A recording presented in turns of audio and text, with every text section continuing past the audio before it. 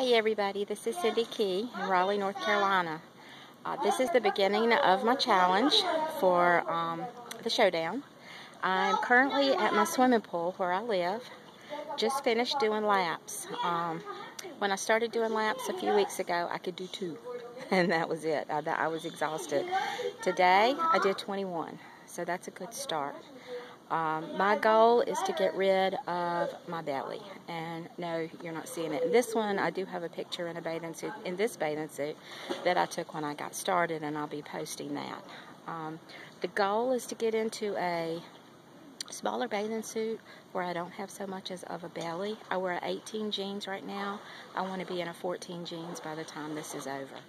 I'll keep you posted each week with how I'm doing. I'm looking forward to doing more and more laps. I'm doing this for a lot of different reasons. The main one, I guess, is for me. Unless that's there, then nothing is. But also for the customers that I have, for the promoters that I have, my family, my friends.